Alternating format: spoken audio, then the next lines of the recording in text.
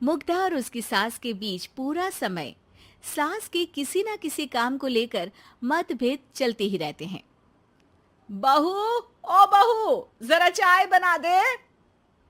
मुग्धा चाय लेकर आती है। ये लीजिए, और कुछ चाहिए? अरे नहीं, बस चाय पीने का मन था। जाओ, तुम दूसरा काम करो। चाय पीने के थोड़ी देर बाद सास दोबारा मुग्धा को आवाज लगाती है। अरे बहू रे, आओ बहू, जरा हलवा तो बना दे, मीठा खाने को मन हो रहा है। इसी तरह मुग्धा की सास पूरा समय कोई ना कोई काम बताकर उसे रसोई से बाहर तक निकलने नहीं देती। कभी चाय, कभी हलवा, कभी पानी तो कभी दूध, हर समय खाने को चाहिए। और उसके लिए अपने हाथ पैर बिल्कुल नहीं हिलाने। परेशान किया हुआ है इन्होंने। सास की जबरदस्ती परेशान करने की आदतों से दुखी मुग्धा एक शाम सचिन के साथ अपने कमरे में बैठी हुई बात कर रही होती है। सुनो जी, मम्मी जी की ये जानबूझकर मुझे परेशान करने की फरमाइशों से मैं बहुत फ्रस्ट्रेट हो चुकी हूँ। पूरे दिन में एक सेकंड का आराम नहीं मिलता। रसोई से बाहर कदम रखती नहीं कि बहू ये बना दे, बहुरी वो बना दे। अरे इनकी फरमाइशें चलती ही रहती है। अरे मुग्धा, माँ खाने की शौकीन है, पर उम्र हो चली है, खुद खाना नहीं बना सकती, इसलिए तुमसे बोलती है। अरे तो शौक भी उम्र देख कर रखने चाहिए ना। समझ में नहीं आता, हर समय फेविकॉल का जोड़ लगाए सोफे से चिपके बैठी रहती है। इतना सब डाइजेस्ट कैसे हो जाता है उन्हें? अरे तुम मेरी माँ से इतनी नफरत कैसे कर सकती हो? मैं उनसे नफरत नहीं करती जी, बस परेशान हूँ। जहां मुग्धा अपने पति से ये सब बोल रही होती है, वहीं उसकी सास भी कमरे के बाहर दरवाजे से कान लगाए सारी बातें सुन रही होती है और अगली दोपहर रसोई में मुग्धा के पास जाती है। बहू, आज ना मेरा कुछ मसालेदार खाने का मन है।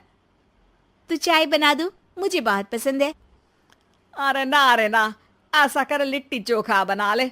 और हाँ, जितना मसाला बातों में मिलाकर पति को सुनाती हो ना, सब्जी में भी वैसे ही डाला करो, खाना स्वादिष्ट बनेगा। सास की बात सुनकर मुग्धा हैरान रह जाती है। मतलब अब पूरा समय मुझ पर हुक्म चलाने के साथ बंद कमरे में हुई पति पत्नी की बीच की बातें भी सुनती है? अरे बात जब मेरी थी तो सुनने में क्या दिक्कत है?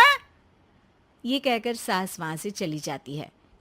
अरे अब तो हद पार हो गई। इस तरह से तो ये मेरा जीना मुश्किल कर देंगी। मुग्धा सास की हरकतों से परेशान उसका हल सोचने लगती है और इसी तरह कुछ दिन बीत जाते हैं, जिसमें सास का जन्मदिन आता है। मुग्धा बहुत खुशी के साथ अपनी सास को एंड्रॉयड मोबाइल गिफ्ट करती है।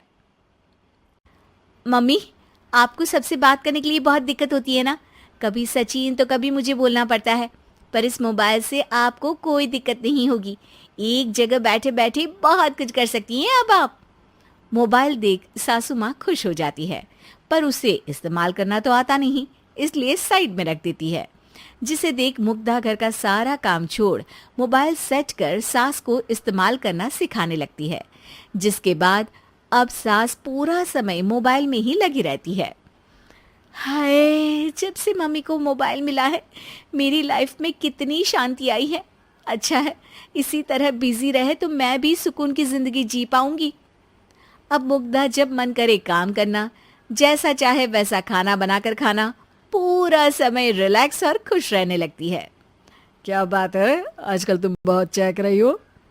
अरे मम्मी जी से छुटकारा जो मिला है, अब ना फरमाइशें ना छुप छुप कर बातें सुनना। अच्छा, तो मोबाइल गिफ्ट करने की ये स्कीम थी। इसी तरह दिन बीतते हैं और अब मोबाइल पर लगी सास फरमाइशों की जगह सवालों के लिए बहू को आवाजें लगाना शुरू कर देती है। अरे बहू, सुन तो, देख जरा किसी का फोन क्यों नहीं मिल रहा?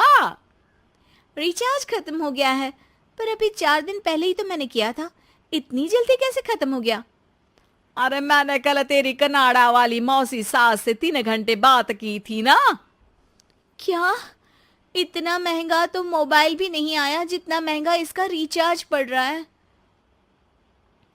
इसके बाद तो जैसे मुग्धा के दिन के 24 घंटे में से 20 घंटे सास के पास उनके मोबाइल रिलेटेड प्रॉब्लम सॉल्व करने की ड्यूटी ही बन जाती है। अरे मुग्धा, ये मोबाइल में अचानक तेरी मौसी सास की शक्ल क्यों दिखने लगी? और ये तो हिल भी रही है। मम्मी, ये गूगल डुओ का वीडियो कॉल है। इसमें आप बात करने के साथ एक दूसरे की शक्ल भी देख सकती हो। अच्छा, ये तूने मुझे पहले क्यों नहीं बताया? अब बताने के लिए पहले नहीं बताया।